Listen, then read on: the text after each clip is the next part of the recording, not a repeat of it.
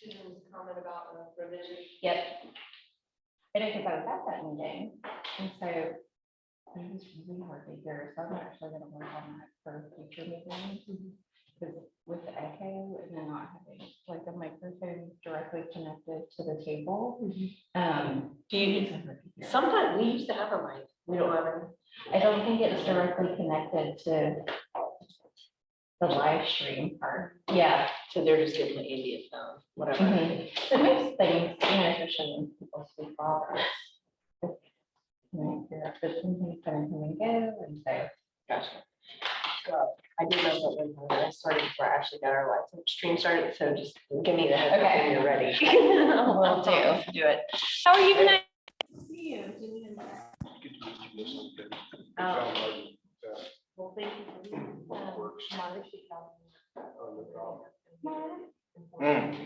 I didn't have their mic, not that one. Hey, I'm Eric. Nice to meet you. Nice to meet you too. I've got, I Okay. updated one slide. Okay, Eric. I didn't know if I you love got it because the, it ties in with the transportation piece and the greenbelt piece. with that. Gotcha. He'll be tagging on, and I think Ross even has some additional.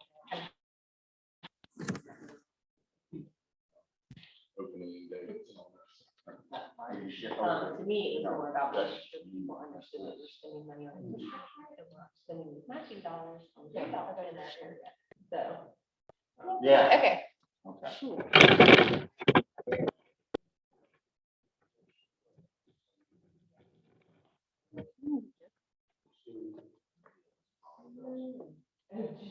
We're kind of teaming up on the transportation. Yeah. I hope she comes down. Well, she came to our, recent call. Yeah, I was listening to that. Actually. All the same time, all the camera and the screen and the people and the raising hands. Oh, I'd like to be a person. There she is. Hey, Susan. I saw your revision. We'll make that. Okay. Yeah. I don't know anything on super. So I don't know what I have to do. We've got. The only study Thank you. I know is about the new terms. I bet you wonder what, and the year of election. Well, it is One of those heavy interesting. duty I mean, the paper clip is really fancy. Yeah, it is. I have two exactly the same. So it's odd. Okay, so I have it pulled up and it'll just be minimized. Okay. But now they don't. John, how you doing? Yeah. So a long presentation for you, but I've got three. Very short. Yeah, hopefully. Stick to the main points. People have questions. So Yeah. they haven't run you off yet? You're still hanging in there? That's good. That's good. Just be tough. Don't let them get. Hi, Sheila. Yes. Johnson. Johnson. I couldn't I swear I know. Right, okay.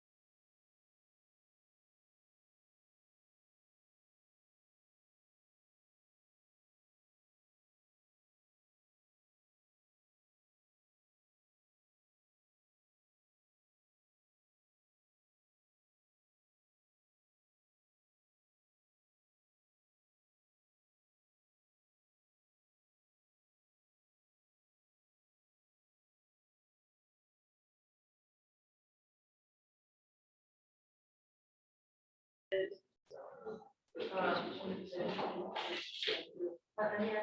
Oh, yes. She's here. Sorry, I was like spacing out. You were on today, though, right? I was. Yeah, I just want to make sure it's yellow for stuff. You get started. Thank you. Awesome. Thanks for being here. All right. I am now ready. Whenever you're ready.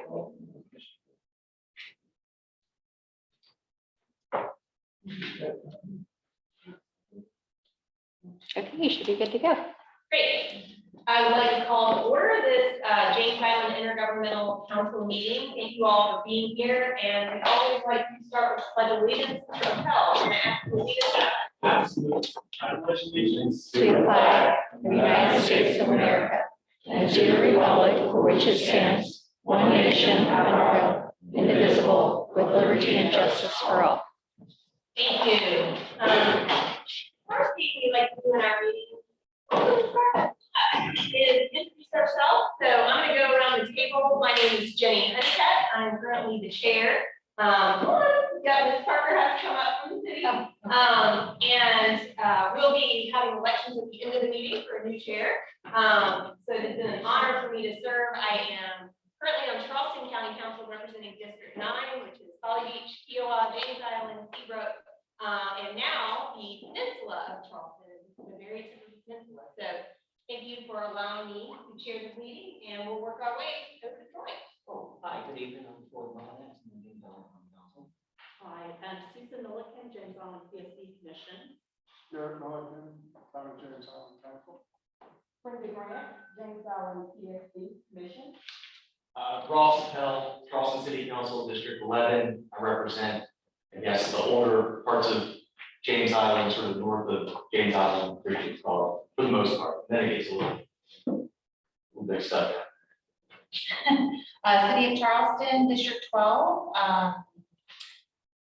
right next to Ross, so kind of this end of James Island. I represent this end, so. yeah. Marilyn Clifford, James Island Public Service District Commissioner.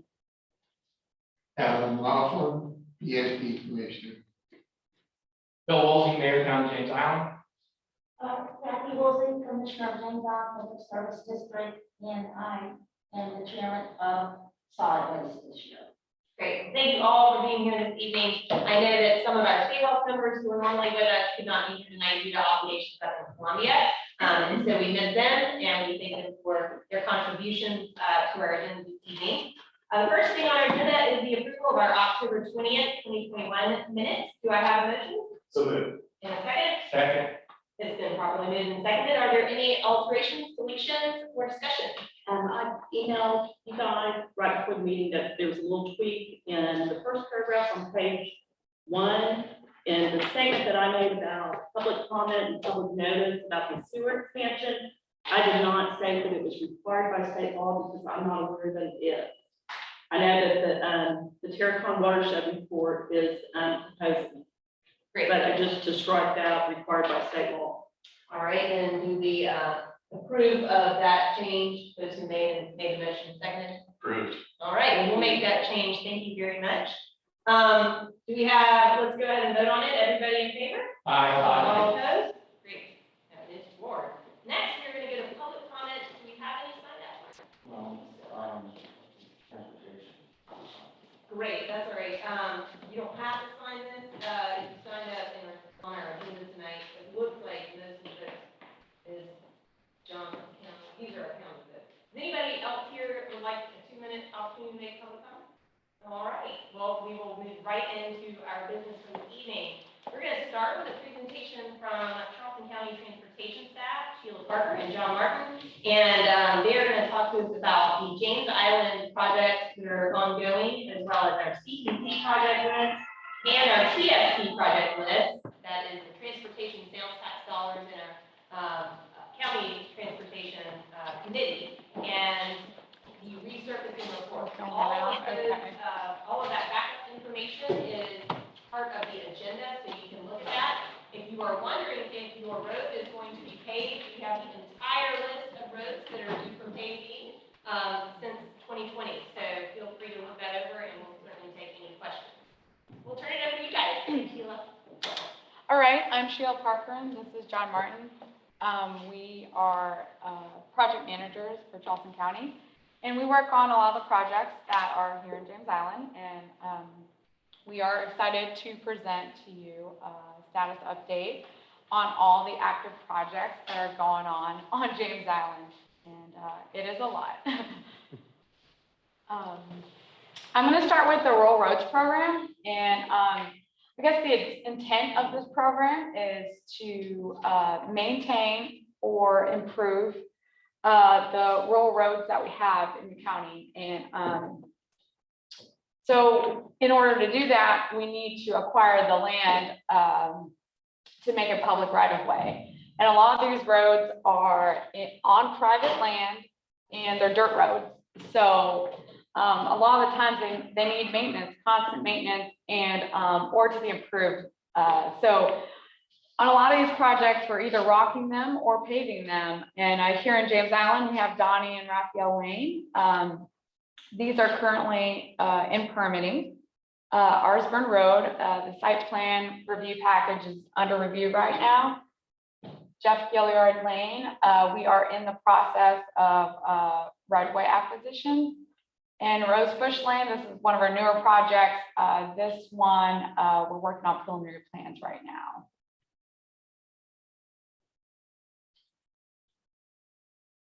Moving right along, Central Park and Riverland Drive. This is a TST funded project. And the scope of work here is we're installing a 50-foot right turn lane on Central Park. We're adding enhancements on that intersection of pedestrian crossings and a shared use path or wide sidewalk along Riverland Drive. And this is supposed to connect to another proposed project on Woodland Shores. So the Woodland Shores sidewalk going all the way to Riverland Drive, that multi-use path that ends at the senior center. So this is kind of like connecting the gap between those two projects. The status of this one, survey is complete and we're working on preliminary design. We're anticipating to put this out for bid the fourth quarter of next year, 2023. Central Park Drainage Project. This is a CTC funded project, and the scope of this project is to raise the road surface of Central Park to install new culverts to mitigate the drainage problems we're having at the James Island Creek. So right now we're coordinating with permitting agencies to determine a path forward for permitting. We're expected final design and permitting to be complete at the end of this year, and construction is dependent upon funding. We don't have the funds for that yet. Hopefully we will. Camp Road Sidewalk and Riverland Drive multi-use path. This is one of the projects I referred to earlier. This is CTC and federally funded. Scope of work here, we want a 6-foot sidewalk along one side of Camp Road and a 10-foot multi-use path along Riverland from Camp Road to the senior center. Status of this one, we put this out for bid and the project is over budget. The bids came in way high with the inflation we're seeing right now. So we're working with the municipalities, the CTC and the COG to cover the project deficit. We're awaiting concurrence from the feds to award the bid because we have to ask them if we can award the bid since they are helping to fund the project. We're hoping to award this before July before July this year, and construction will likely start second quarter of 2022. So we're getting there, we're hoping. Folly Road bike ped improvements. This is a TST and federally funded project. Scope here is to connect and install 7-foot and 8-foot sidewalks from Ellis Creek to Bolton Street. This would create almost 7,000 linear feet of continuous pedestrian network. This will include decorative signals, lead time for pedestrians, and other robust intersection improvements such as, the green bike lanes. That's going to be a new thing for us, and it's relatively new in the state of South Carolina. So we're really proud of this one. Currently, we're still in permitting and working through right-of-way acquisition. This is along Folly Road, so we're looking to acquire right-of-way or some permissions for almost, 52 parcels we have to ask. So it's a big one.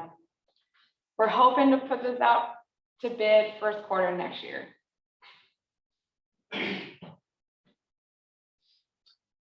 SCDOT crosswalk enhancements. This is a series of pedestrian improvements at several different intersections, 10 of them.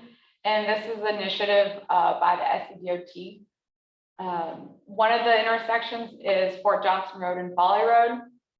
And we're looking to improve pedestrian access at the signalized intersection by adding crosswalks, ADA ramps, and a pedestrian refuge. This one I've put out to bid a few times, and it's coming out way, way, way over budget. So we're working with DOT to see if we can possibly use their on-call contractor to help us build this one, because they get better prices from their on-call contractor. And so we're really trying to get this done this year.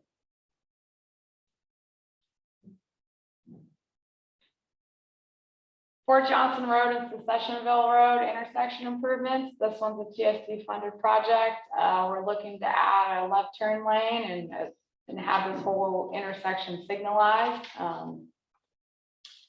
Right now, current status, we're in permitting.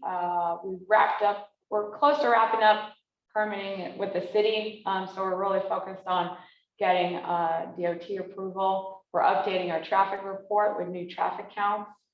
And we should be moving right along once we do that. Schedule, we anticipate to advertise this late this summer. We're really hopeful for that. Dominion's moving their power poles starting fall of this year or spring of next year, but this will not affect our construction schedule. Fleming Road sidewalk. This is a CTC funded project as well. Scope of this one is we want a sidewalk from Fleming Road and it will extend from Maybank Highway to Standard Way. And right now, a survey is underway. Now I'm going to hand it off to John Martin, who knows Okay. more about these projects than I do.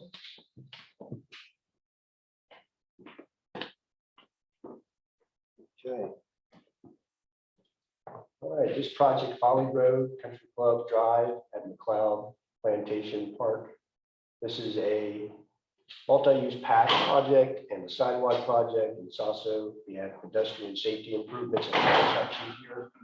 The multi-use path will be an 8-foot wide concrete sidewalk along Folly between Tatum to Country Club Drive. The sidewalk will be down Country Club Drive to the park entrance. And then we're going to do new crosswalks at the intersection of Folly and Maybank and Country Club Drive, as well as at Tatum and Cross Creek, Folly Road. And this project is a TST funded project. Right now, we're in the permitting portion of this project. We're also trying to secure easements with the county parks that the city will hold. So that just takes some time. But we're hoping to let this project at the end of the year, fourth quarter.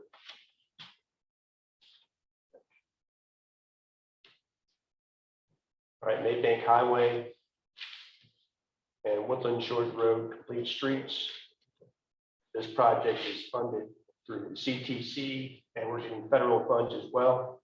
And the scope of this project, it's another multi-use path project along Woodland Shores from Riverland to Maybank, and then on Maybank from Woodland Shores to Stephon. This will be an 8-foot wide concrete path. There will be a mid-block crossing on Maybank across the street from the Terrace Theater. And we're currently working to secure permissions, slope permissions along the project area. And that's going to take some time. It's a lot of parcels. We're also coordinating with with the utility companies. We're gonna have to move a few things. But we're hoping, oh, Do this you know, one. do you know what the tree impacts are gonna be on the Bush Red yet? I know, that's one of the challenges we have. There will be some trees removed, but I'm not sure how many. I know, certainly don't want to affect grand trees, but I'm not sure what the status of that is. There's been talk of narrowing it, but because we're getting federal funds, we really can't do that. So that's just something we're still working through. But I can get more information on that too soon. I mean, obviously, the path on Fort Johnson Road down to DNR was narrowed and does weed through the trees in the areas. Yeah, So I guess federal funds weren't used for that. yeah, well, I'll check, we can check into that, Thank you. get more information on the status of the tree project. We're hoping to put it out to bid if we can get everything done by fourth quarter of this year. That's the goal anyway. Soul Degree, right turn lane. This project is currently under construction. It's a TST project. The scope is to install a right turn lane on Soul Degree Road onto Folly Road. And we started construction just 2 weeks ago, and we should have everything wrapped up by July.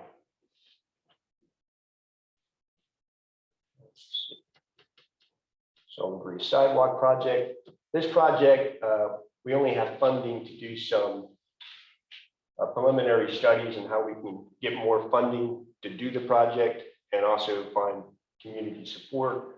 We're reaching out to residents along the project area, find out if there's any interest in donating right away to reduce costs. And we're also exploring other alternative funding sources. So this is still very early in the planning stages. And Fort Johnson Road, Camp Road intersection.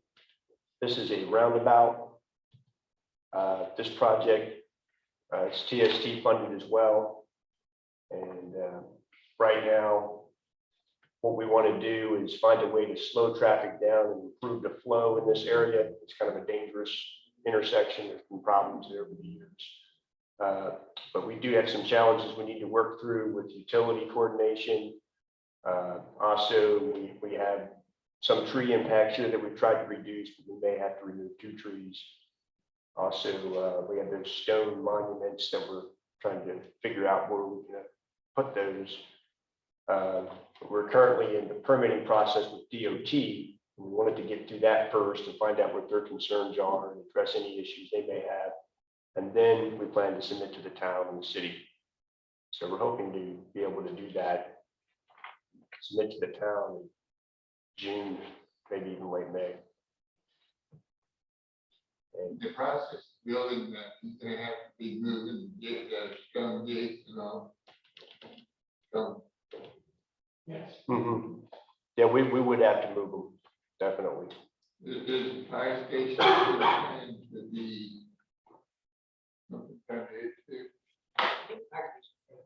The fire station, part of the intersection actually is not, I'm not as concerned with that. It's the other side where there's a home.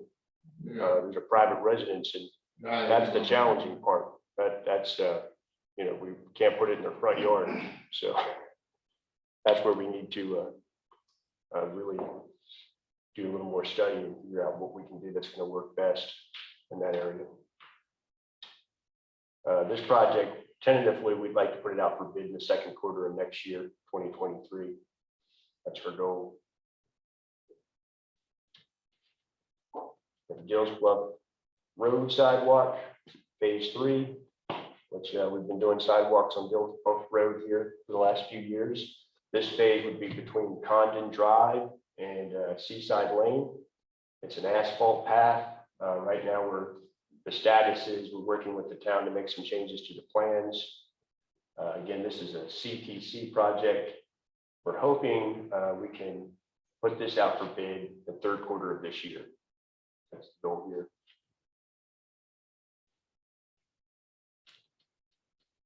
Okay, the city golf course crossing. This is a safety project on Maybank Highway at the municipal golf course.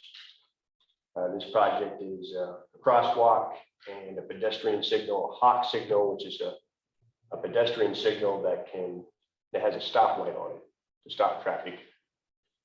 This also will connect to a separate city sidewalk project in the same area. Right now, the status here is traffic study was completed and it's under review with the city and DOT at this time. Yes, So the hawk signal has not been approved yet. It's still It- under review. it is not, No, no. okay. That's still, the traffic studies is helping to determine whether we can get that or not. There may be other options besides the hawk. We could look at what they call rectangular traffic beacon signal, which isn't a stoplight, but it does make a very bright flashing light that's real noticeable. That's a backup plan. We can't get that. Considering the cost of installing a new traffic light, how are we doing on justifying that? Well, we've had some community support for the project. And also another way that the DOT wants justification for these is they want to hear from elected officials that there's a desire for these kind of projects. Because I've had some other projects with these same type of signals. Those are typical DOT comments. They just want to see support for these things. But there's other things too, specifications that DOT follows on their roads is to decide whether they think this is going to be a good idea for that road. One downside is the speed's a little bit higher on Maybank Highway, even though it does go down some in that area, but that could hurt us. But I don't want to comment too much because I don't know what they're going to decide. I know we can get something done there, but it may not be a hawk. We'll have to find out how that process works its way out. Lighthouse Road sidewalk and drainage improvements. This is a TST project. It's been under construction. It's an asphalt path and sidewalk, Lighthouse Boulevard from Port Johnson Road down to Brigantine Drive. This project also has drainage in it. Most of the sidewalk and path has been constructed, but the drainage portion, we've had some utility conflicts and some challenges obtaining the pipe that we need for it. So we've had to give the contractor some extra time until we can get that worked out. But it's underway. Okay. Now these next few slides are resurfacing and road preservation projects we've had on James Island in the recent past and currently. These are resurfacing projects that we're just finishing up here on James Island in the last 2 years. And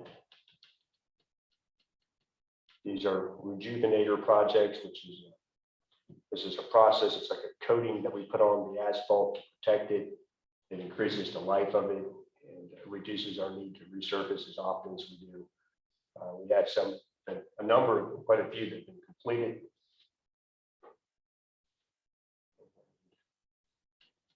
Let's see, these are resurfacing projects that are currently under construction. And this next slide are more rejuvenator projects that are underway, very close to being completed. These can be done, these type of projects can be done pretty quickly for the most part. They don't take very long to do. And I think that is it for county projects on James Island. I know that was kind of a fire hose of information there, but if you have any questions. Yes, sir, Mr. Mayor. This is back to the camp, the rolling project and the funding shortfall. Mhm. So my understanding is it's $200,000 short. Is that correct? A little bit more than that. Yeah, it's like almost 3. Yeah. So I would, report that James Island Town Council has committed up to $100,000 as a municipal cost share to help cover part of that gap. However, my Charleston City Council that is conditional on you coming up with an equal amount. So my understanding is that, there's an effort to find some more money from CTC and going back to COG. Mhm. And then, so hope, some possibility that it will all come from it. But there might be a gap. And, basically, just, I believe municipalities fill that gap and we'll at least up to $100,000. So, now you told me $300,000. We're moving the. Well, yeah, with the way things have been going in the economy, it might be 400,000. I'm just kidding. At least what's shared with me is that if you don't do this now, all the federal funding can disappear. I hadn't heard that. Yeah. That's a very. And not saying that that's not true. Right. She knows more than we do, Yeah. so, Yeah, she does. yeah. Yeah, it could be, for sure. So I would urge. That money you need. Well, the county can always kick in more too. Yeah. They're gonna be appreciated. Yeah. We're always. John, Sheila, thank you so much for being here tonight. This has been extremely informative. For anybody watching, we have this presentation available. We'll be happy to email it to you if you'd like it, so feel free to reach out to us. But thank you so much. Sure. Sorry, go ahead. I have one question in reference to Solidarity, the road for the Chagas going to Folly. You said you would actually contact the residents to try to get an easement on actually freeing up some space. How soon do you plan on getting in contact with the residents there? Well, And we what's already your have. Okay, We sent out, I know Ms. Chavis had a group that went around and tried to contact people. And then to augment that effort, our office, we mailed like a petition memo to everybody with the detail of what the project was all about. And it had basically a check yes or no, whether you'd be interested in considering. We didn't say, you're legally bound to be checked yes to do this, but we wanted to find out if there was an interest and then donating some property. And we sent it to, I think, 60 different property owners. is it just from, I guess, Chagas on Right, moving forward yeah, towards Folly? We just sent it to the people that would be impacted by the project and would have to actually, if they were willing to, donate some of their property for additional right of way. We just sent it to those property owners. Did you get positive feedback? Unfortunately, we haven't gotten a lot. We maybe got, I'd have to look, but it was probably 10% of people responded, something like that. And when did that go out? In February. February? Mhm. And is that a necessity in order for them to get sidewalks there? Well, one of the reasons why we were doing it is because we were thinking, if we were going to pursue alternative funding, we wanted to show that we have some pretty strong community support here, because look at all these people that might want to actually donate right away. That would kind of help build our case to get that funding. So that was, sure, it would be great people would do that. That would reduce the cost of the project, but it would also maybe open a door for us to get more funding, like federal funding, if we could show things like that. And so that was just an exercise that we did. I still haven't, I need to get in touch with Ms. Chavis and some other people to talk about. So I think we're pretty much at a point now where we probably aren't going to get too many more responses now that we're at the end of April. So we need to look at that and see what we're going to do next. Okay, thank you. Thank you guys so much. As you all know, transportation sales tax dollars also come with greenbelt resources. So for every dollar spent in transportation sales tax, we also look at how to preserve areas in our community. And Eric Davis is here tonight from the county, our greenbelt director, and he is going to present on some of the greenbelt projects and the ways we've spent that money in the James Island area.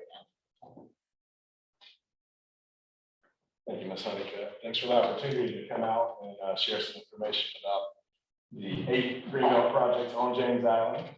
And thought I would start off first with just a very quick overview of the program.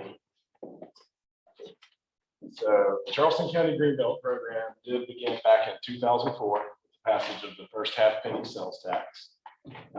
Shortly thereafter, in 2016, another sales tax was passed, and these all funded roads, mass transit, and green belts. And really, the reason for including green belts in the referendum was that citizens, they were concerned that new roads would promote growth that could impact the natural beauty of the Charleston County and an area around it.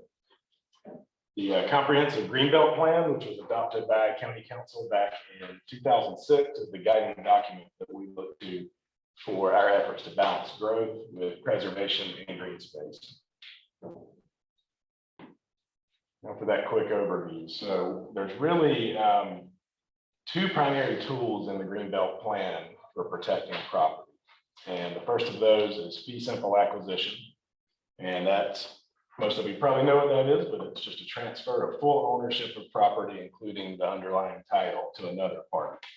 So just like you would sell your property or home to another individual. Grant agreement is then recorded with the deed. And this grant agreement has specific conditions in it that ensures that it will be green space and preserve the natural features on the property. The next is conservation easements. And this is a legal instrument that we use that actually limits the use of the land. So the property owner is typically paid for a portion of the value that they're giving up. They're giving up development rights. And the Greenbelt program funds a portion of that. And typically the property owner donates a portion of that value as well. And both of these, we're just trying to make sure that the green space that's being developed or the conservation easement are in line with the goals of the Greenbelt program and those priorities. While we do record a grant agreement with the conservation easement is the controlling document. It's typically more restricted than our grant agreement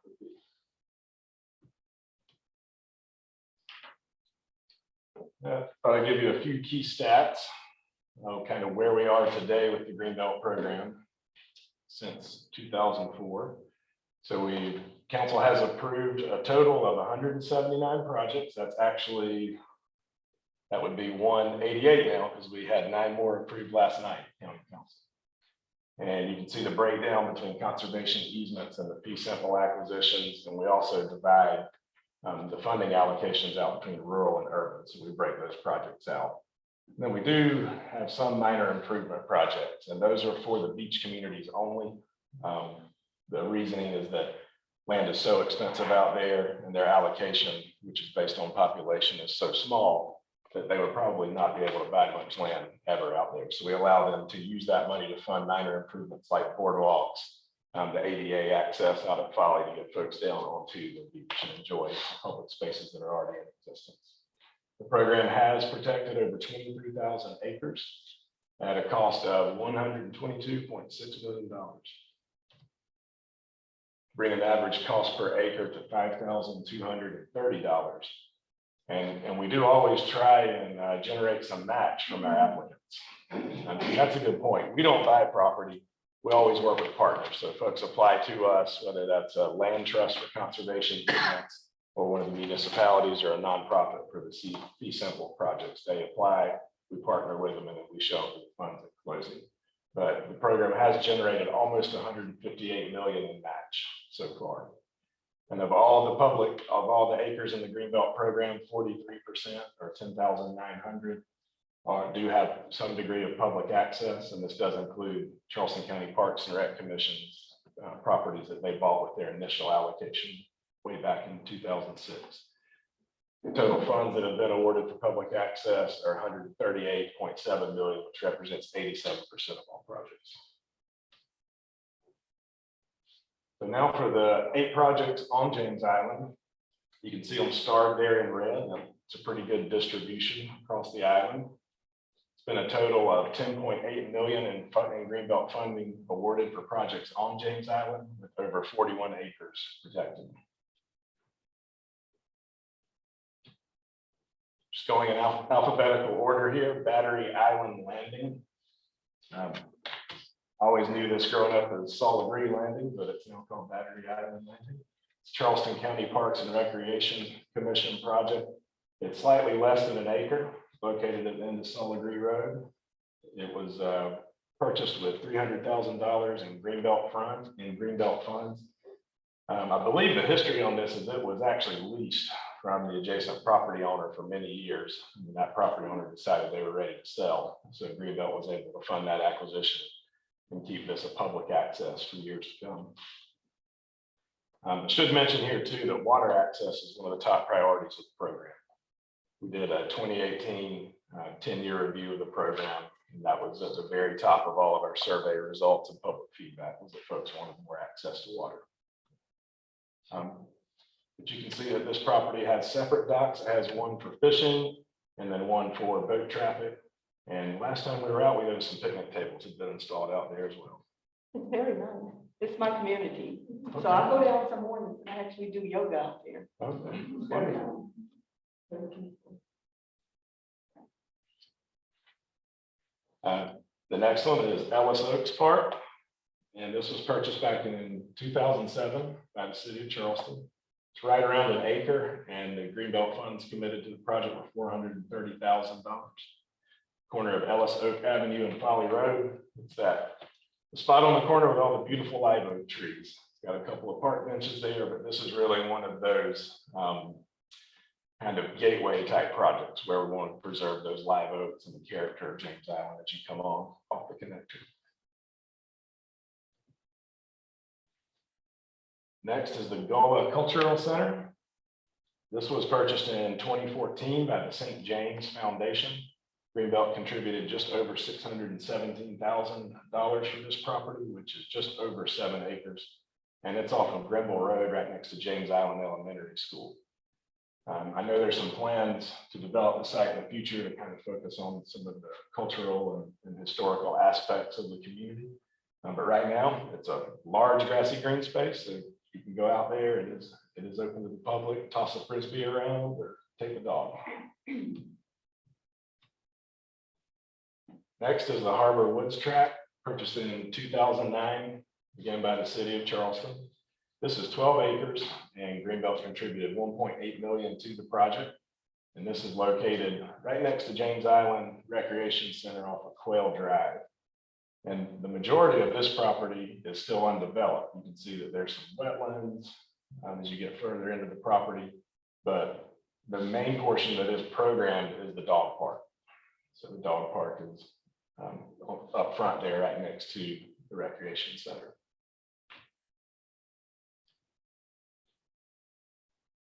Pinckney Park, I'm sure you all are all pretty familiar with that. That's a Town of James Island project. They closed on, or we got that approved back in 2014. $896,000 were awarded from the Greenbelt program to purchase 7.4 acres just off of Fort Johnson Road as you head down to the DNR at the end of the road there. And of course, it has a playground, it has an indoor facility, a trail that wraps around the property. It also abuts marshland as well.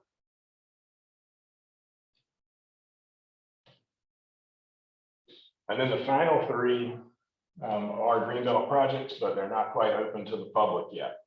First one is Brantley Park. What a great example of partnership between the city of Charleston and the town of James Island. They split the cost of split Greenbelt Fund award of $467,000 coming from each allocation back in 2019, right at the corner of Folly Road and Brantley Drive. It's only about half an acre, but it really provides a nice little pocket park, not too far down the road from Ellis Oaks. And it also fronts a very small tributary of James Island Creek. And I know that there's a gazebo out there. At some point, that's going to open up to the public for some access there. I'm sure that there's some representatives here from the town or city that could provide the details on that schedule.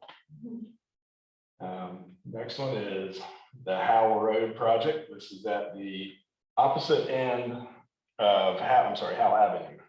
Howell Avenue comes off of Maybank Road, heads south. This is at the southern terminus of the property. It was purchased in 2021 with $447,000 in Greenbelt funds by the city, and it's 3.7 acres. So part of this is going to be some flood mitigation. There's going to be a stormwater pond that will be located on the site, and I believe the county is, they are donating the work to dig that pond. And then once it's completed, there's going to be a nice green space there for the public to enjoy the pond. And as I understand it, some nice opportunities for bicycle and pedestrian connections through that portion of James Island. And then the last one is Fort Pemberton. And this is by far the most expensive project on James Island, coming in at 5.7 million in Greenbelt funds, the City of Charleston project, and it is 8.7 acres awarded back in 2019. And I have not gotten a chance to see this property yet, but you can see from the photo there. Again, it checks that box for water access. It's going to provide some amazing green space for the public once it does open up. That's the end of my presentation. Happy to answer any questions you might have. We are gearing up for a summer grant cycle. It'll open in mid-June and close around the end of July. And then we'll do our winter cycle. It'll go out in November of this year as well. Okay, so can you tell me more about the Greenbelt Fund cycle? I mean, like you said, 122.6 million spent to date. Is that just 2022 or is that what's the year? That's over the life of the program. That's over the life of the program. Okay, so when you talk about mid-June, I think it's the end of July, end of August. So I've been here 7 months now. I've been the director for about 5 or 6. And one little bit of feedback that we've gotten is we need to be more consistent on our grant cycles. So this year we're trying what we're calling an abbreviated cycle, which will open up in the middle of June and only be open for about 6 or 7 weeks. So from the time it opens, you have that long to put your application together. And what we're really hoping for is to get projects that are fully ready to go, no loose ends. We have projects that still need some work. They're going to be deferred to that winter cycle, which will open up in November. That's a longer, you have 3 months on that cycle to put your application together. Okay, so again, there isn't really a maximum amount of funds, or is there an allotted amount every year? So the funding is based on the anticipated collection of tax revenues for each jurisdiction. So the city of Charleston has been borrowing against its future revenues to purchase today property, for instance, Fort Pemberton. Yep. And what they're doing on paper is basically borrowing from other municipalities until that money is collected.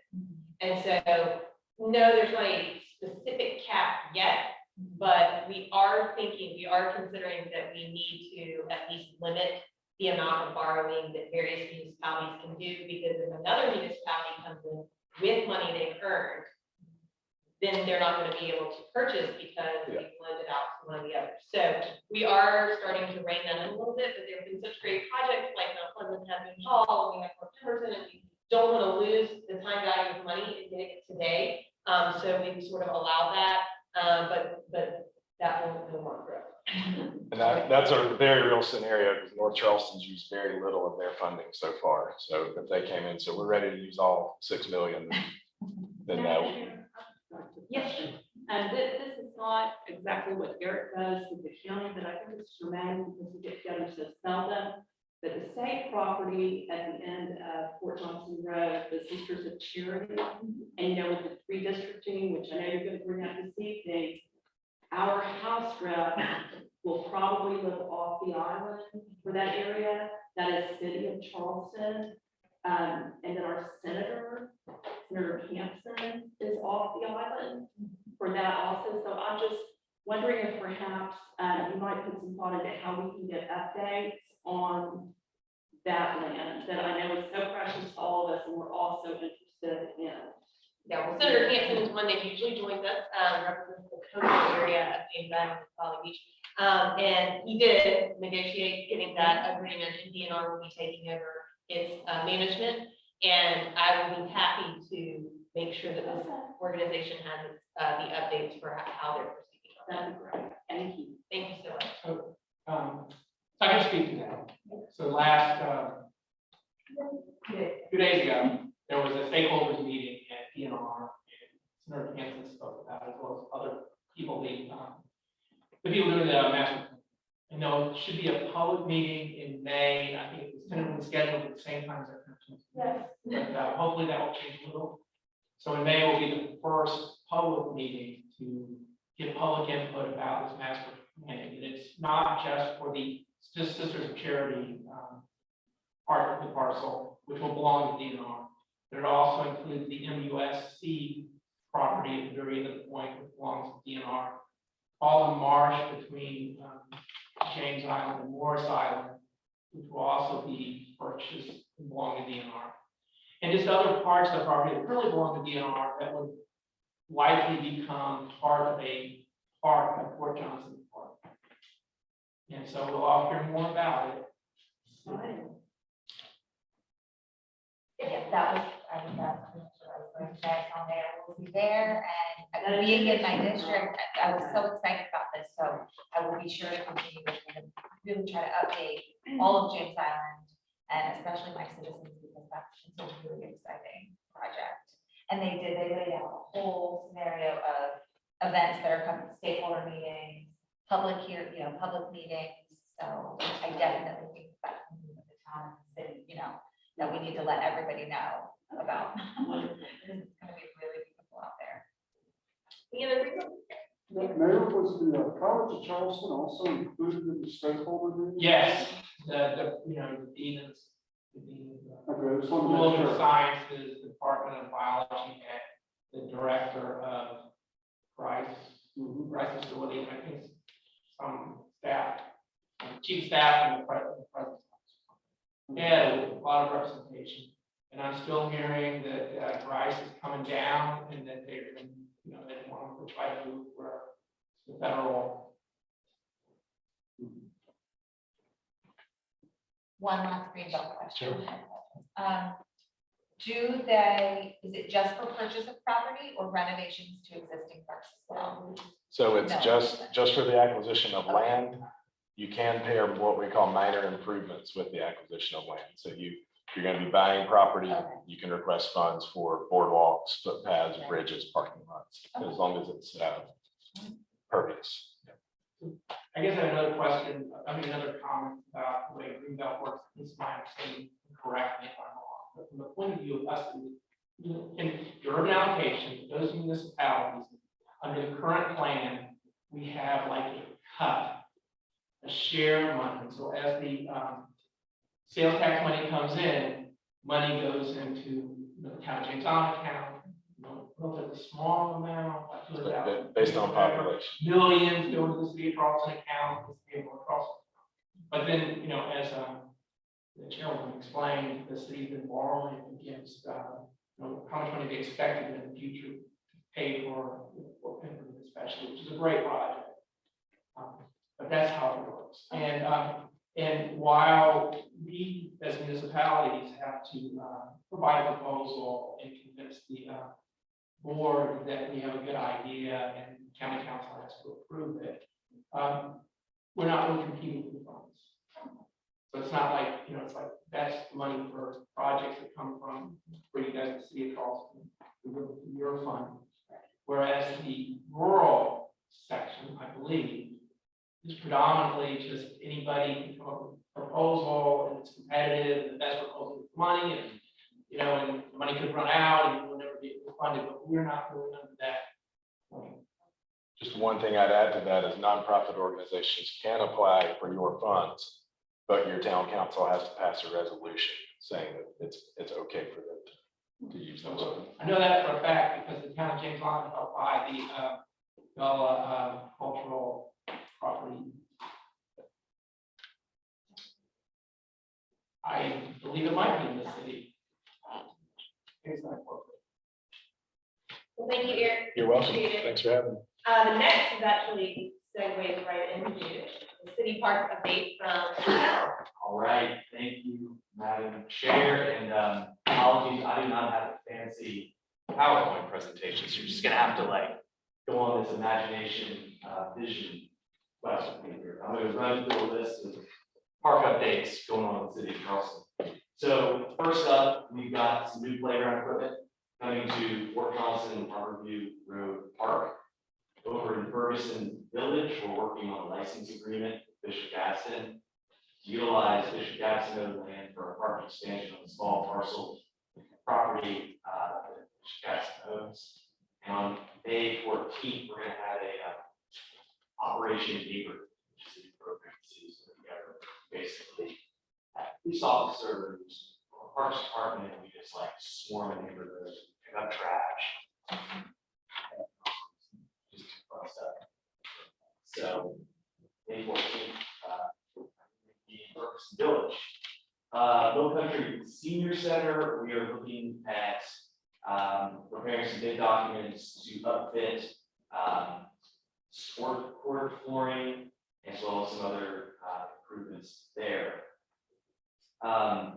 We've got several tennis and basketball maintenance projects, resurfacing projects over at the tennis center. Plymouth Park, this one's really exciting. This one is over by Riverland Terrace Boat Landing. This is a really cool example of a citizen-led effort to improve local parks. So there's a group of people over Riverland Terrace that are not happy with our response to their request to replace and improve Plymouth Park playground equipment. Because when you put on the normal playground replacement list, you know, it's just a long time. There's a lot of parks and there's, you know, so they're going to try and raise money on their own, and sort of have this public-private partnership. And we're moving forward with that. They met with the landscape architect recently for moving forward. I think their goal is to raise $150,000 for private money to really help kind of fast track this. So we'll be talking some more about this potentially. Riverland Terrace, of course, is a city county collab. Over in Fort Pemberton, we've heard a good deal about Fort Pemberton so far. In March, there was a steering committee meeting trying to begin the initial process of getting feedback from the community regarding what folks want to see over there. And we've also put in a grant application over with the Land and Water Conservation Fund, trying to get some additional money since we had maxed out the Greenbelt credit card, so we just thoroughly documented. And then finally, this is Councilwoman Honeycutt's baby over at Howell Lab, Greenbelt acquisition. City Stormwater Department is drawing up plans to get stormwater basin going on there to help some of the flooding over in the Central Park Basin area. I saw Z in the parking lot. He didn't make it into the room, but if any of y'all know Z, make sure, let them know we're working on it and we're getting some of that going over there. And that concludes my report. We got a lot of things going on in the. What part of the town is that for, Jimmy Mazzy, because I saw him coming in, he's like, I can't stay. And I promised him I would mention this because I believe, if memory serves me correctly, he has come to every one of these, we've had a person to raise the same issue up Central Park Road. And it went really fast because we had 20 slides to go through, but raising the grade of Central Park Road is going to be the solution to the drainage problems over there. We do not have the resources to be isolated. For instance, he has pointed out in all of his meetings, he's come to speak that someone backfilled one of the, I think, the 42 or 48-inch culverts. And they just pour concrete in. The problem is we can't get a permit to go dig out the concrete from the height because we have to mitigate. So you have to pay hundreds of thousands of dollars in mitigation credit to get in there to fix what somebody went and walked over. I thought they were doing something great. I don't think they thought it was great. I think they thought very selfishly they would protect their own land and just block up the pipe from running on the property. So those kinds of unpermitted improvements, so to speak, can really cause a whole neighborhood a lot of problems. So That's what my whole, because the funds aren't available, and somebody took it upon themselves, fix only their problem. But I would not say that I've heard any That's not the engineers tell us that blocking that pipe causes problems. not all of it. It is a factor and a multi-factor set of problems. But the city is working very hard. We are working on trying to find funding source to really address the whole area. Because all of Central Park, from Riverland Drive all the way back to, that area.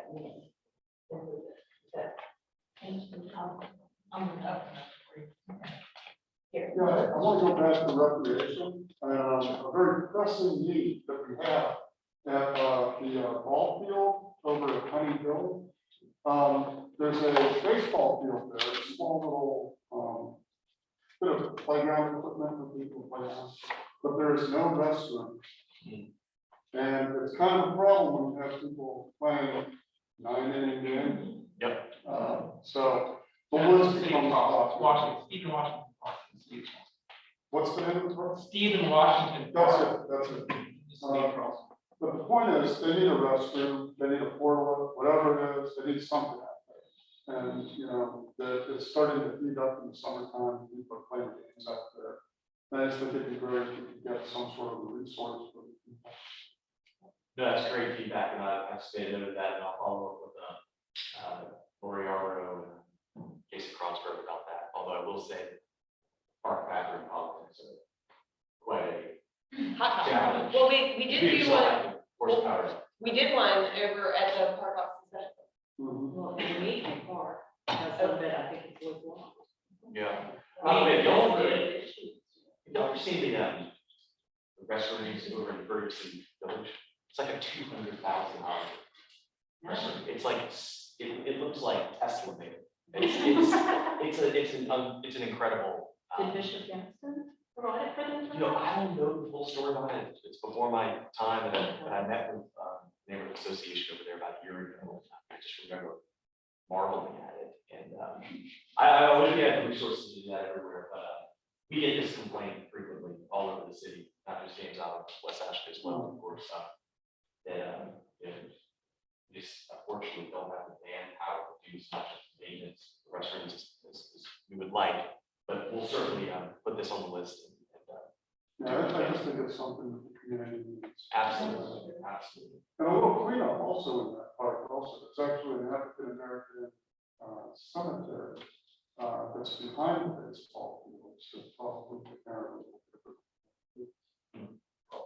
Thank you, dear. Yeah. I've gotten a lot of calls about that, so Stephen Washington is on the top of my list, it's one of my priorities, as well as the rec center equipment. But so Stephen Washington is kind of on my, definitely on my radar. I think it's really going to be a similar process, as I know that at this point in the process, getting the city to really do anything there is gonna be challenging. But I think we have some really great residents that are concerned, and maybe we can try to work something out also with Andrew. I have a meeting with some other parks folks, so that's on my radar. Very good. It's high on my list, yeah. I know with Jonathan, he can be tonight, which definitely. Okay. Oh. Next is Mark Johnson. I'm just gonna step up here because I've been sitting for an hour. All right, we just today got the winter report from Wolford Engineering on James Island Creek, and we're still digesting it, but it looks similar to the other numbers that we've gotten. Bird bacteria seems to be the high count for the MST testing. That's the testing we do for the genetics to find out where that bacteria is coming from. We've only done one test. It was back in September. So all of that is out there. We're trying to space when we do the genetic testing because we only have in the budget for 4 of them, so we've used one. Let's see, I wanted to mention that we only have 3 seasons of sampling done so far. And we're getting good data. We just need more data on this. And septic tank inspections I wanted to touch on also. This is an initiative by the town of James Island. And we have sent out 531 letters, went out to septic tank owners in the town of James Island. 215 of those are on James Island Creek in the watershed. We've so far gotten 33 responses, and we have 2 contractors that are going out and doing these inspections. We've got 2 of those inspection reports back and waiting on 7 more. So we're moving along with that project. It looks like it's going to be successful. Any data on how the inspections are turning out? I've only gotten 2, and I got them this afternoon, so. Okay.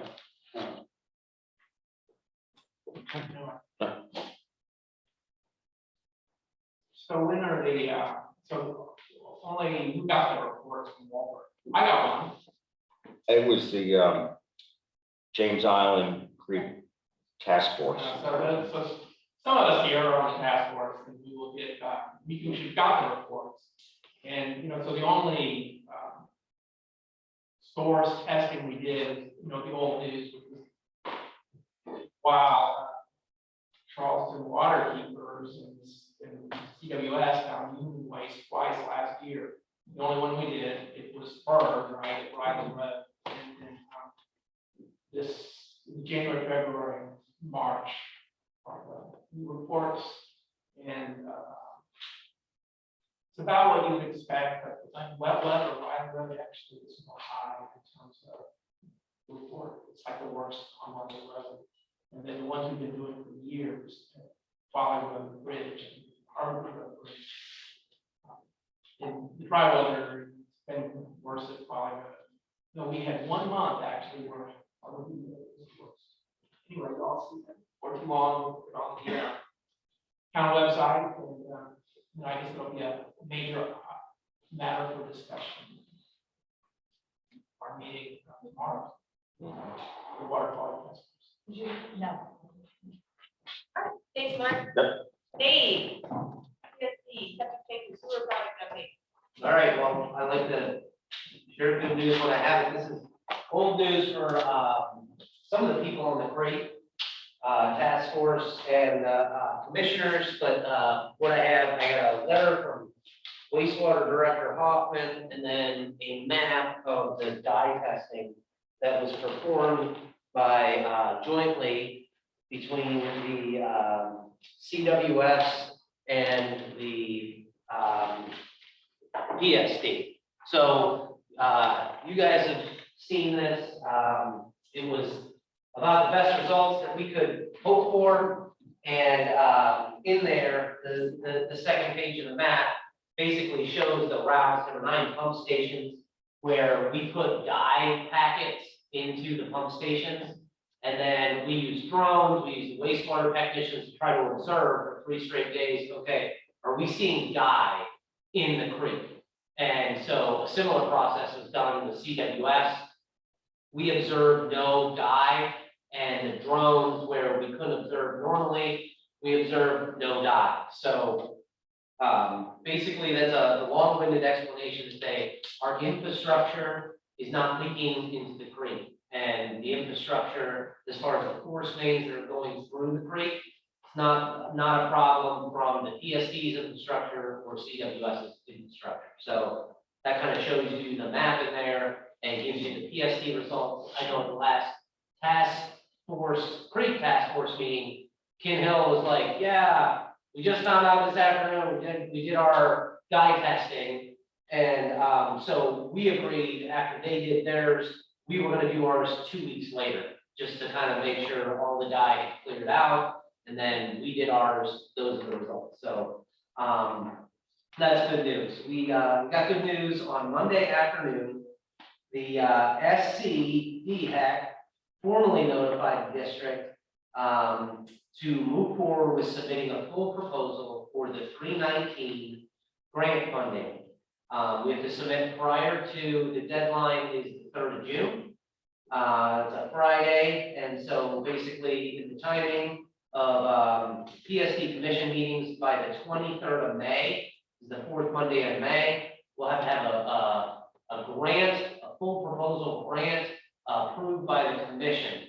And so what we're working on is basically wastewater director Hoffman, our engineer Bob George, myself, we got feedback. We got 12 bullet points that we're trying to digest and take from the initial proposal.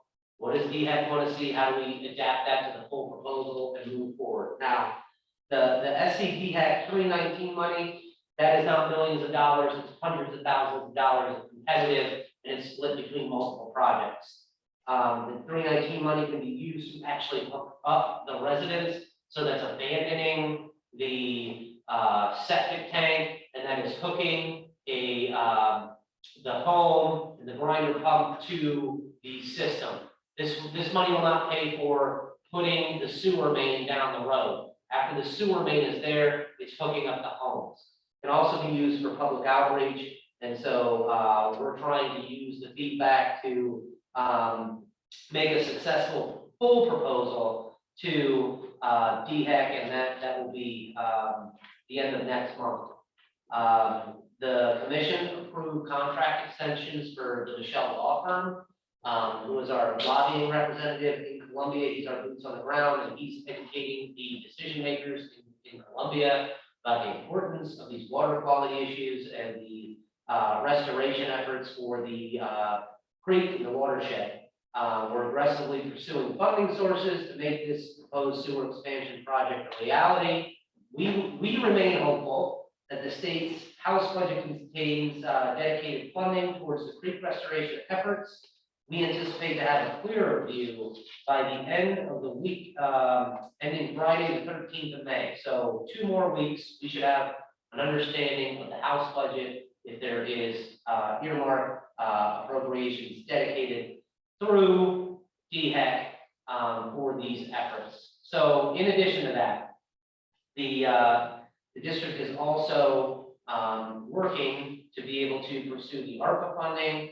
I'm sure everybody's aware the Rural Infrastructure Authority has $900 million dedicated to water and sewer infrastructure projects.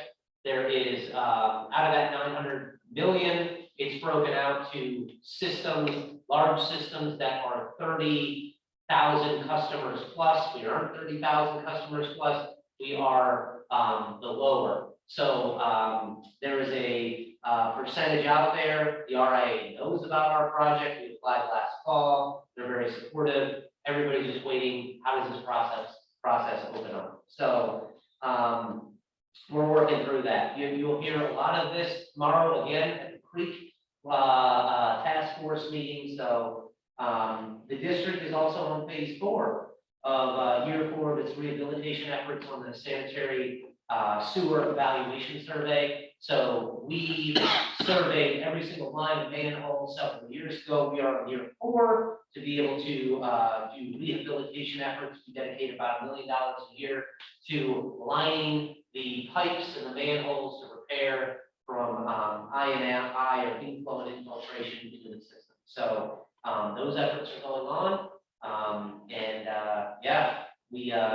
We hope to be able to have a better view of how this is going to shape up over the next couple months.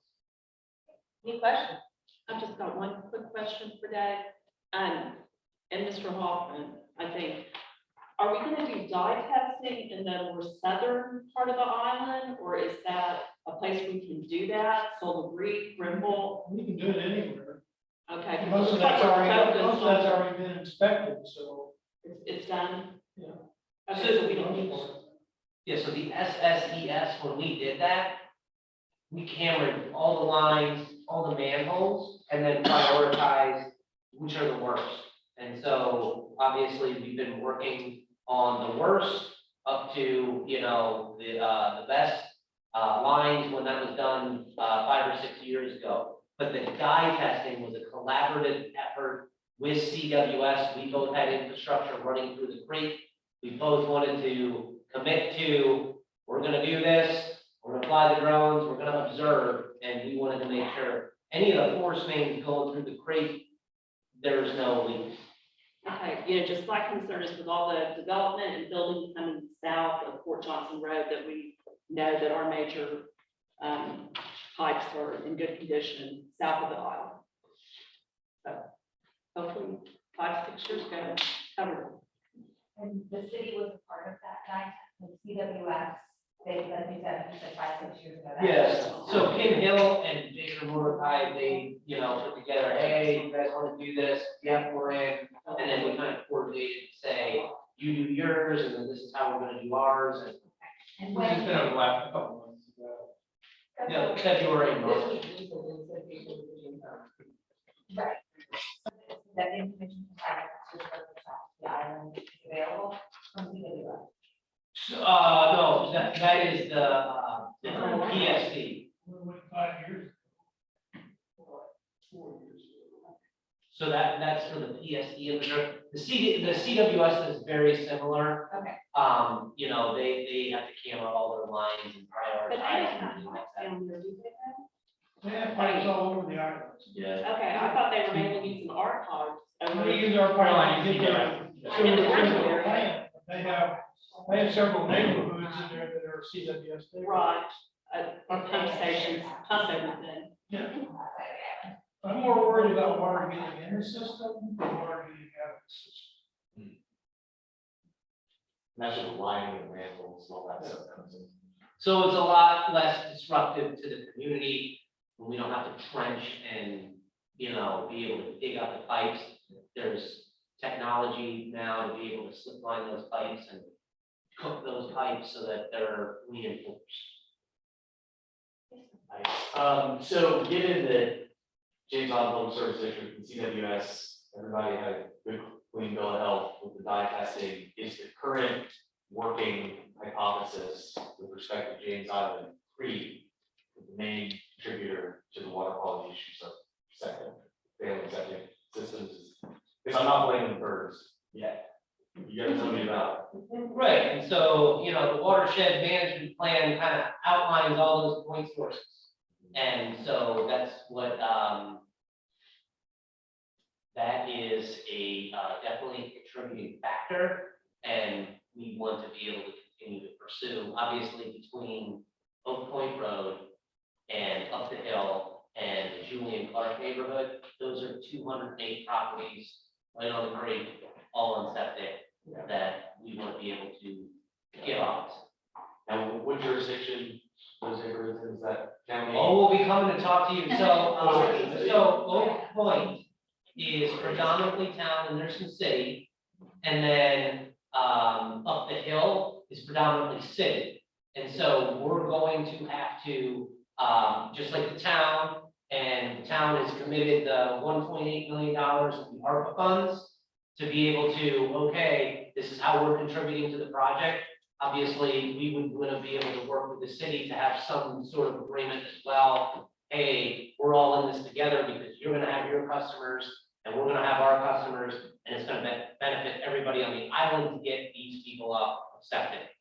So we've had similar arrangements, but this, we're kind of blazing a trail as far as sewering old neighborhoods. These kind of agreements have been for new development. So we are working to be able to come to an agreement with both the town and use that as a model. Hey, city, this is how we're trying to make this happen. But there will be funding commitments associated. Sure. Here, did you have one? Yeah, I had a question. Dave, the funding mechanism that you were talking about, you mentioned grinder pumps. Yes. Is that a required component of that funding mechanism, or is that something that can be taken out? So when you say, it's not a required, it's one of the permissible uses of 319 funding is to hook up the homes. There's really only the 319 funding, the only permissible uses are hooking up the homes and public outreach. Right. And so the soils associated right on the creek, gravity is very unknown. It's an unknown factor with the soils over there. And so the low pressure system, again, much less disruptive. We are not trenching through the yards and the roads. Those are directional drill. And so that also happens to help with the, community outreach associated with disrupting the neighborhood and digging up all the roads and having the flags. Yeah, it's all good. I understand that. I just was wondering if it was a requirement of that funding mechanism. So this is just hooking in. Yeah, when we did on back 10, 15 years ago, only about 25% needed a grinder pump. And he's right, elevation and the soil, you just had to, some had them, some didn't. Is there a means of doing an experiment to figure out whether the soil would take gravity or not? Before we do any work, we always take soil drilling. We go out there and sample the soils. I did the work down Scooter Road. And it's the same type of soil as sugar sand. We had to put 4 feet of gravel at the bottom of the trenches just to hold the pipes level. And that's very expensive, it's very time consuming. You close the entire road down. So it's more disruptive to the community. And the nice thing about the E1 pumps is that, they're very watertight. And they go in quickly. So I guess it's all good as long as you have the electricity to them, you know, that's the key. Right? Last one. Okay, so Gary, I asked the PSD to have a workshop with town council in the next month or so to get, Very the good. Yeah, detailed I- version of all those answers. Nikki and I had a 2-hour meeting listening to all this, and I figured that council needed to hear it too, so. So thank you, sorry. And Nikki got to come see the SCADA system, so she got to see kind of how we understand what's going on with our 68 pump stations, so. A lot to be learned. Well, thank you so much, Dave. Appreciate it. Great update. Next item is new business. I just wanted to point out a couple of things. Obviously, the county has new electoral maps out that have been adopted since our last meeting. There's a link to those so you can figure out exactly. I don't think anybody here's council reps have changed. Again, District 9 now incorporates the South Battery area, and some of District 8 out towards Johns Island has retracted because of population changes. Senator Sin provided the Senate and House maps, so there's links to those as well, because there have been a lot of changes, as Susan mentioned, over on the end of James Island. That would be now House 110. Then there is another map that Senator Sin included in your list to take a look. County recycling, just wanted to bring to everyone's attention that there are some changes in some of the county recycling pickup schedules, so please be on the lookout.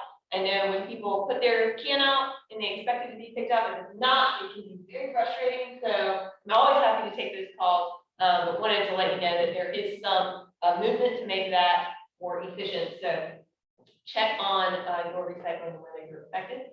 Public safety, we have a lot going on in public safety at the county level, and not so much just directed to James Island, but would encourage folks to look at what we've got going on, a lot with the coroner's office, huge improvements to that, and a lot of federal funds we're working on obtaining to get a biological services center, which is huge for our area. It will totally transform our criminal docket, how we're handling a lot of our cases, and so that does trickle down to even us here on James Island. So be on the lookout for some of that.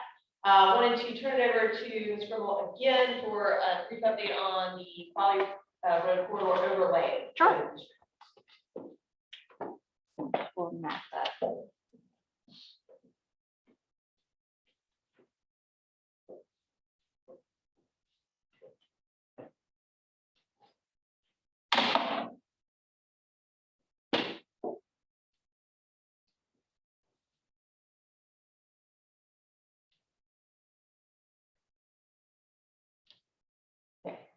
Okay, so this is just to give you a little context, but since we do have some new members joining us now, I thought it would be a good time to kind of give a little update or a review of what the Folly Road Corridor Overlay Zoning District, what it means and what it's comprised of, and then also maybe address some issues that we have kind of run into lately with coordination.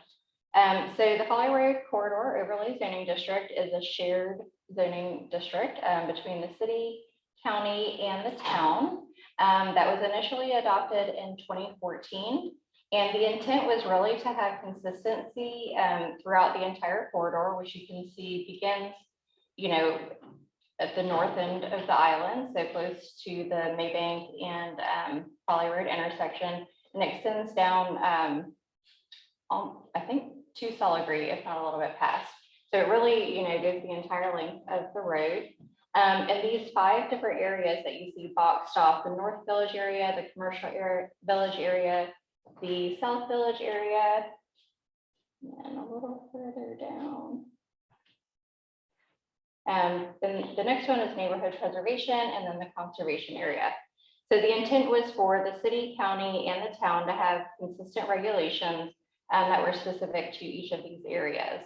And so since 2014, we've had really good communication between the 3 entities, but there have been some things that have come to light that we thought it would be good to reiterate the importance of having consistency and talking between the different jurisdictions when things are proposed. And just kind of going back to that, the heart of this project as it began was to have this consistency in the coordination. I'm not sure if the mayor would like to take over from there. Okay. With some So specifics. the issue is that the city of Charleston rezoned 2 properties on the east side of the South Village. And the east side of the South Village is supposed to be low intensity development. And in our zoning, in the county zoning, we call it office residential. So these are similar to houses, and the primary purpose is to protect a residential neighborhood immediately behind Poly Road. Well, the city has zoned it to a business designation that, from our perspective, town perspective, requires very intensive uses like gas stations and things like that. Things that in the town would only be allowed in our most intense use, which is commercial. And so the commercial core is where I think we agreed those sorts of businesses would be. And then we understood that because of development patterns in the city that already existed in the South Village on the west side, where Walmart is, Food Line, and all of those big shopping centers, well, that's what's there right now. We're going to change that. But on the other side, where it was still, when we did this, almost entirely residential, still residents on Poly Road, that we understood that that was not a very desirable residential location, and that we should move to office residential. And that's what the town and businesses have been moving in are consistent with that zoning. And so I think that the zoning by the city was inappropriate. But the real problem is there was no communication to the other jurisdictions. The county and the town were not told. Of course, it was in agenda, the planning commission approved it, city council approved it. But we kind of heard about it because of neighbors, people that live in the they're the neighbors of these properties, found out about it. They did not have any clear notification. And we're like, well, we're supposed to know about this. And I'd be iterating with our staff that we need to make sure that we are communicating everything we do to the counties in the city, and we would ask that our elected officials here share that with your staff. You don't hold to the agreement. At least our understanding is that it's pretty detailed, all our obligations to communicate with each other. And by the way, one little twist on this is that the city did not adopt the overlay until 2-3 years ago. So for many years, the city, the town and the county adopted it. The city was involved in negotiations and the agreement, but the city didn't adopt it until recently. So it is adopted. Thank you, which is good, but we still work with us and protect the residential neighborhoods on Poly Road as best. Oh, I'm sorry. Thank you. Yes, so as you know, I rely heavily on my city council zoning, my city zoning staff. They have all of this information. They should, I rely heavily on their vote, how they line up with it. We reviewed this at city council. This is in my district. I still stand by that with all the other LB. It was approved. I understand your concern. I do not meeting for, what was it called today? Rethink Poly Road. I was not notified of that meeting, and that's no one else, that's no one's fault, that can be mine as well, but, I've been in office for 4 months. So certainly that, I think what happened with that particular property is it got a window where there wasn't a meeting, so it wasn't, I know a lot of people feel like it wasn't people didn't have notification, but they knew. The signs were up, that's how I have received it. So when the city, PZA brings in, they have approval, I tend to lean that way. Moving forward, I will be sure, now that there's this meeting, Rethink Poly Road, I have them on my calendar, my schedule, that all of that will be needed. But from what I understand, our city staff has these overlays. I mean, they have this corridor map, correct? Yeah, They that's really adopted it. They know the overlays, so I have to rely heavily. I have a lot on my plate, so I rely heavily for my city staff. I will, I can't police every single zoning request and property when it comes to council. I certainly, be sure to circle back sometimes with the zoning department, but, I understand, but Mayor, Very- can I ask a quick question? Is this the parcel where a structure was inappropriately constructed? Is it one of these parcels, something was constructed that wasn't to code or permitted? Yes. Is that right?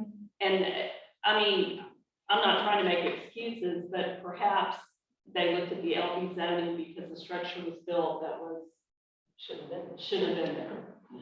Where is it? So the corner of Shannon and Falling. What's closest? It's like the bed, It's right across from Garage 75.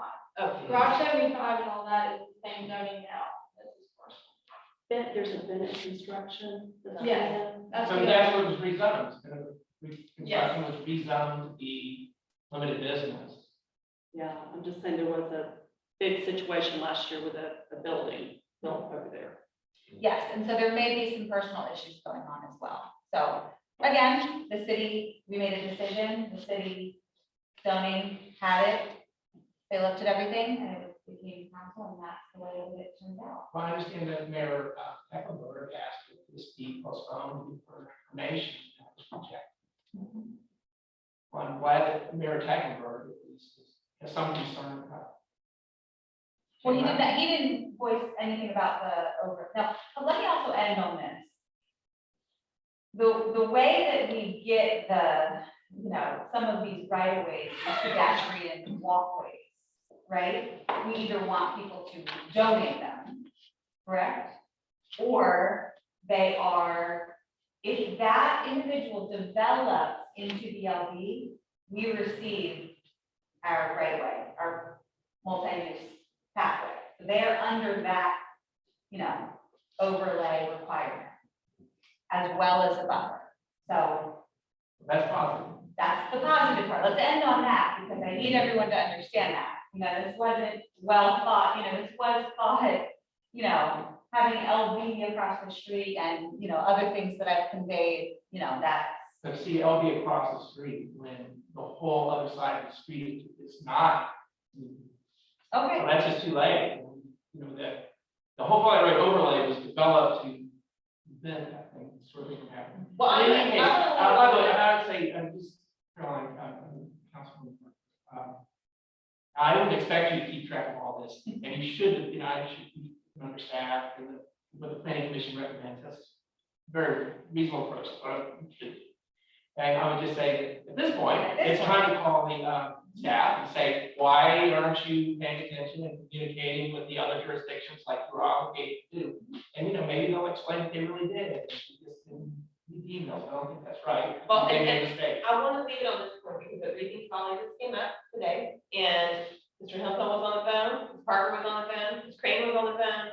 All have agreed that staff will start convening again on a more regular basis to make sure that we understand what projects are going on. Our zoning department just approved the Beefield Community Historic Designation. That has an impact on uses of property around it, and those kinds of things, just people need to be aware of what's going on in their community. And so, yes, these kinds of things happen, and so I appreciate that you're all coming together and recognizing where we can improve, and I'm excited to see that we can do that. That's what the plan is. So thank y'all for discussing this. Ms. Mignano could not be here tonight. She has the next item on the agenda. One thing I did want to mention, our county staff are still here. I should have told you y'all couldn't be. But Mr. Martin mentioned in his presentation about the resurfacing project. One of the things that the county does in such an excellent way, preserving our road system through this resurfacing and rejuvenating is incredible. If you have a road that you think is not serviceable anymore or needs attention, please come contact the county. We have very sophisticated tools that go around and actually monitor all the roads and their conditions constantly. And they are prioritized in the list that you see before you that we've put on the screen. And they're taken in order unless there is a specific request. And so she had specifically requested Talifero and some issues both in road condition and flooding.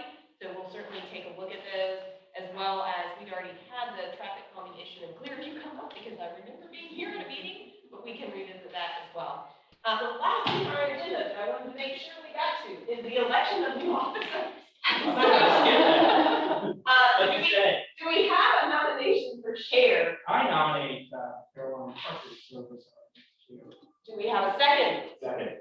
Yes. So I'd just like to speak briefly to it. I think Carolyn did a great job, but what I actually want to say is that, we have traditionally rotated this through jurisdictions, and it's the city's turn.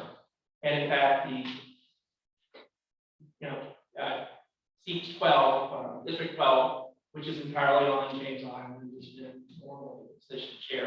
And I want to say, well, you just fall into it no matter what, but anyway, I think you'll do a great job, and so. Any other nominations? So, we close nominations. All right. Everybody in favor of Caroline Parker as chair? Aye. Any opposed? None? Okay, you are a new chair. Thank you so much, Caroline, for your work. Thank you all for the opportunity to serve. I've been on county council now 3.5 years. I've been chairing this a little over 2.5. Safe roads was one of my main priorities, and I think you can see from tonight's presentation, we're making a lot of headway, and we are second on my list of priorities with smart roads, and I think we're doing a great job of balancing by preserving our community around us. So I hope we're able to continue doing that, and Caroline, look forward to working with you. So thank you all. Meeting adjourned. But we should nominate a vice chair. And I actually didn't ask, but I would like to nominate Councilman Jarrett. Any second? Second. Okay, we got a second. All right. Properly moved and seconded. All in favor? Aye. Any opposed? Okay, got it. Congratulations, Garrett. Which means you're next, Garrett. Yes.